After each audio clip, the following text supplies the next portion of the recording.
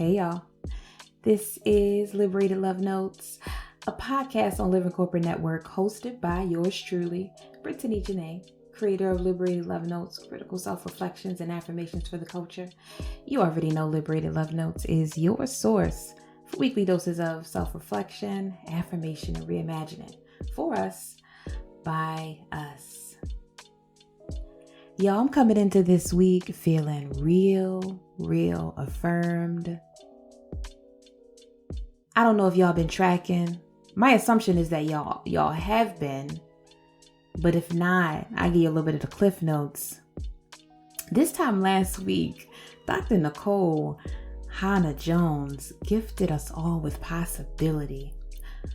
Possibility as it relates to what it means to refuse. Now, if you've been keeping in touch, I think it was about maybe 2 or 3 episodes ago, we affirmed as a collective that our refusal ain't just resistance, y'all. Our refusal is divine. It is deeply spiritual. It is transcendent. It is a right.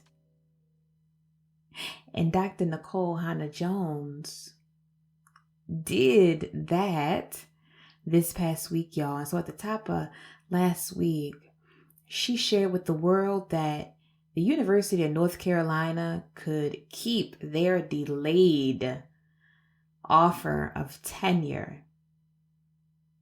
Their previously wrongfully denied tenure to Dr. Nicole Hannah-Jones. Upon our assertion of collective, power, there were protests down there. People were speaking out in solidarity. They came to their senses. And yeah, Dr. Nicole Hannah-Jones said, nah. Not only did she refuse, she declared that she would take her gifts, her wisdom, and use it in direct support of building the next generation of Black journalists. Where? At the Howard University School of Communications Journalism program, of which your girl is a graduate of HU. I wonder if y'all knew that. I say all this to say that experiencing Dr. Nicole Hannah-Jones show up in this way this week has been affirming, y'all.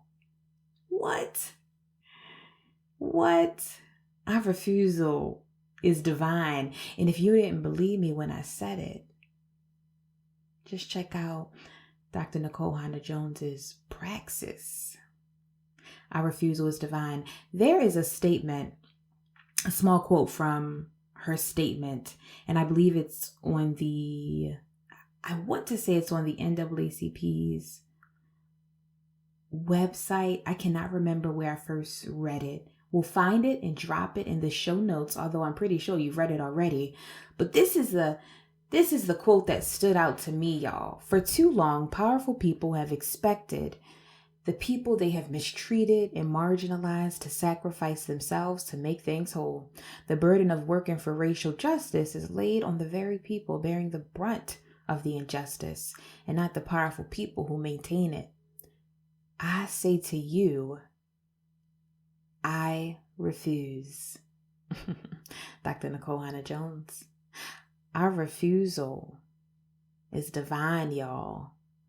That'll never get old. It'll never get old. It'll always be timely. It'll always be necessary. I ask that you keep it top of mind. Our refusal to be in spaces, places, engaged in systems that compromise our humanity, that do not serve our sense of self. Our refusal, whatever it looks like to you, is divine. Deeply appreciative and affirmed. Y'all, this week I started binge watching Pose. If you haven't watched it yet, and I actually think I'm a little late to the party, Pose is on Netflix. Brilliant. It is a series that is based in New York City and really in a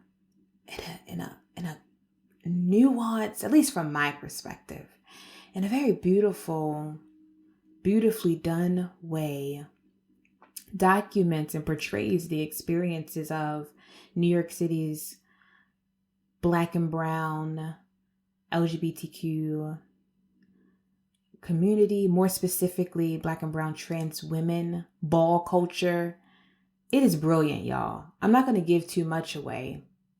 I do want to offer that there is this one scene that struck me and kind of want to use it to tee up this week's Liberated Love Note. And so I don't think this is a spoiler alert because it is a very, very small scene, but I'm at least going to be courteous and say, okay, maybe it's a spoiler. I'm only on episode 4, so I'm not even that deep in. So maybe it's not a spoiler. Anyway, there's a scene where one of the main characters, Damon is a young Black gay teenager who was put out his home. He was actually put out his home by his parents, brutalized by his father because he was gay. It was actually a very emotional scene. He's put out and ends up in a park. He's homeless now, ends up in a park. And I want to name that and as much as this is theater, this is real life.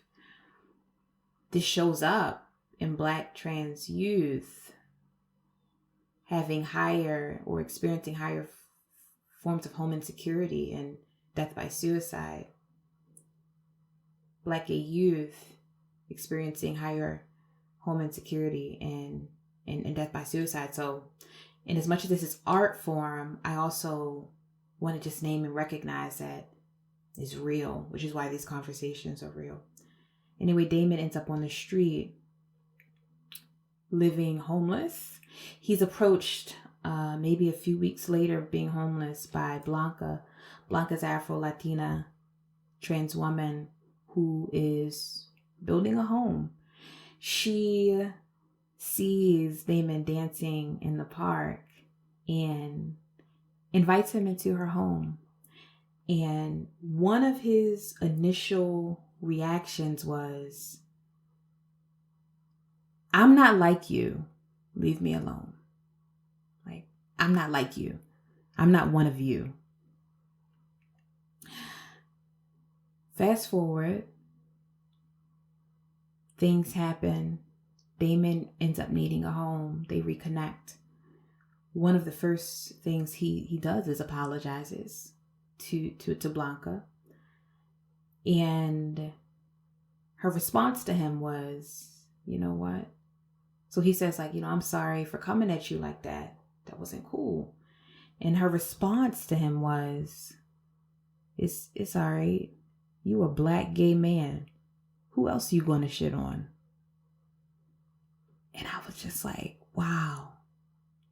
She said in so many words, like, we all that's left. Like Black and brown trans women, we all that's left for you to shit on, right?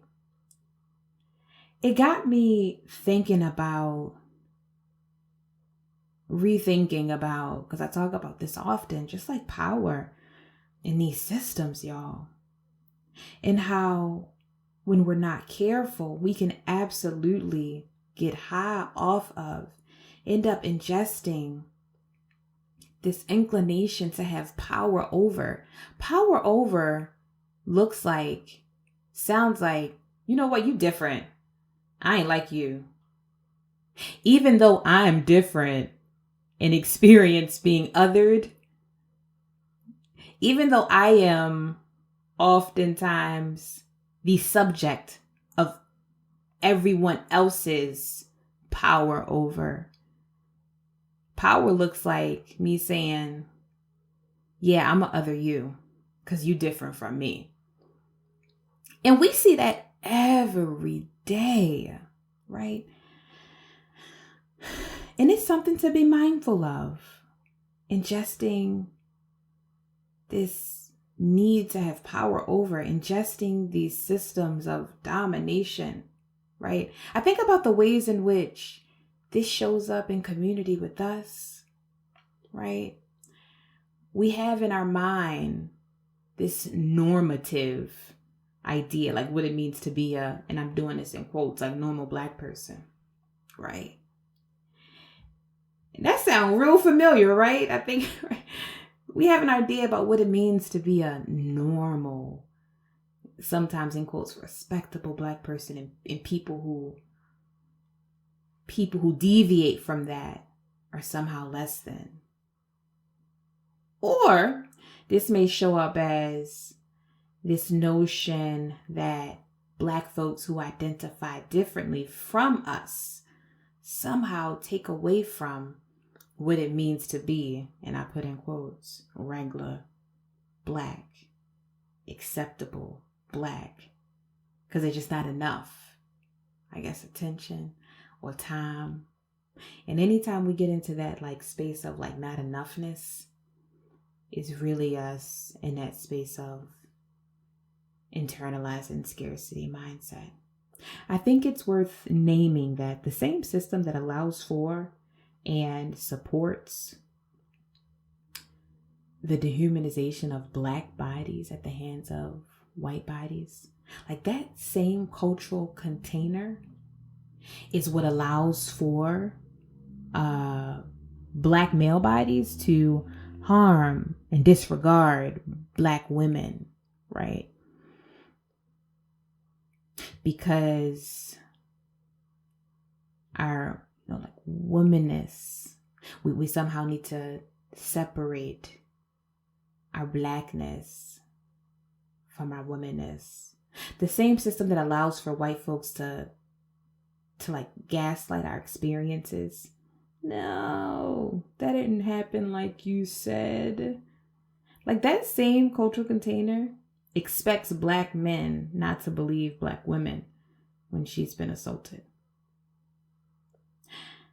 It's the same cultural container that will have a Black woman,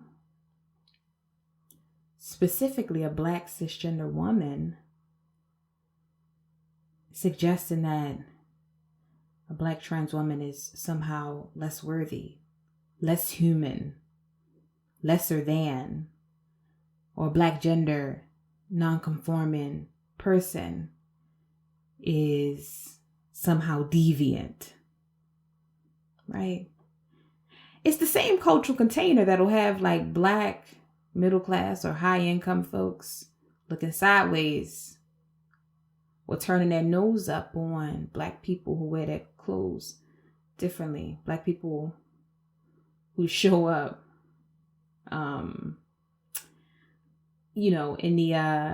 in the spots with their bonnets or something like that. Like it's all connected. None of it is by happenstance.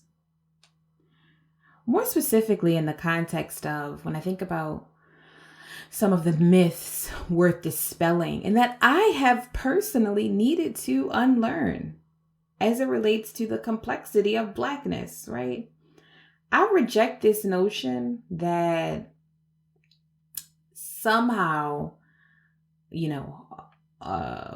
homophobia is a Black cultural inherent norm. I actually reject that. I reject myths that would suggest that our Black brothers, sisters, siblings who also identify as members of the LGBTQI community are, and I'm putting this in quotes, like that way because white supremacy. I reject that. To the contrast, if you do some research, and it ain't my ministry, y'all, but we'll welcome and invite you to do your own work. It has been learned in research that in pre-colonial Africa, In pre-colonial Africa, many of our cultural communities had expansive understandings of gender, of sexuality.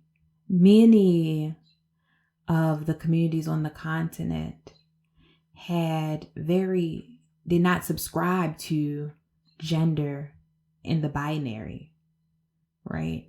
Or did not subscribe to heterosexuality as necessarily the norm.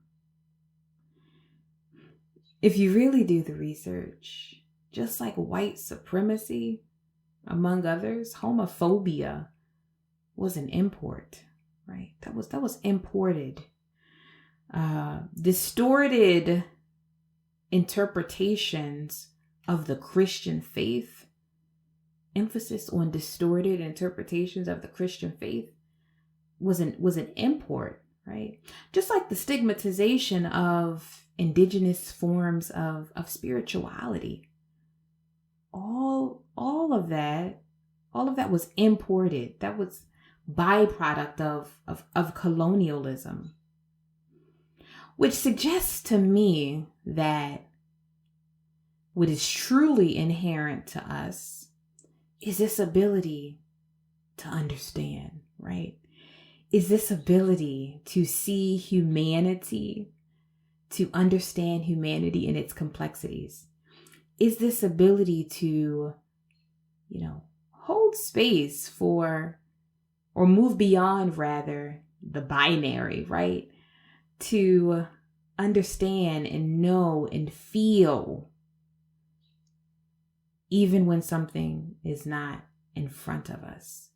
How deeply spiritual and brilliant and beautiful to know that our people understood ourselves and humanity in such complex and furthermore nuanced and loving ways.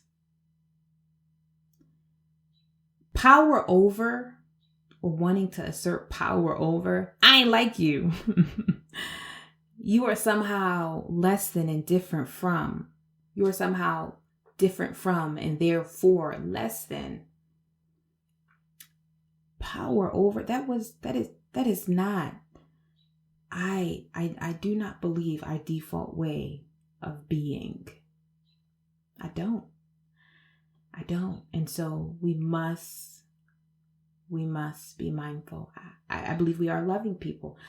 And I believe that loving Black bodies in all our forms and in all our complexities and in all our differences, y'all, loving Black bodies is everything that this system doesn't want for us. And so we must. And so we will. I believe our collective liberation requires it, right? Loving Black bodies. And so if I were to leave you with a liberated love note, affirmation for the week that I'd ask that you keep top of mind, it'd be this: I will not fall into the trap of erasing or disregarding Black people who identify differently from me. Black men, Black women, Black trans people, Black queer people, Black people with disabilities, Black immigrants, Black people who are and have been incarcerated, and Black people at various intersections all matter to my work and liberation.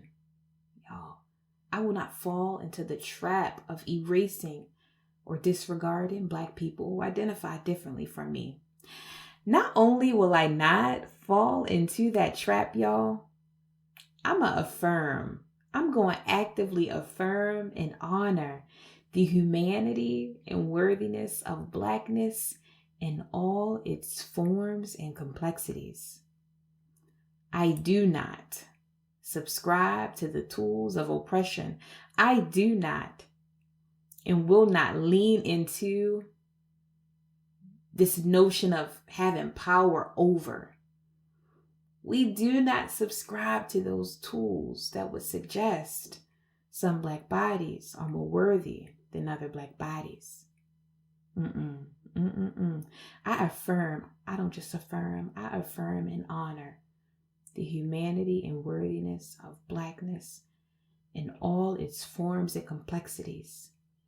I do not subscribe to the tools of oppression that would suggest some Black bodies are more worthy than other Black bodies. Not here, y'all. We better than that. I promise. Catch y'all next time. Peace.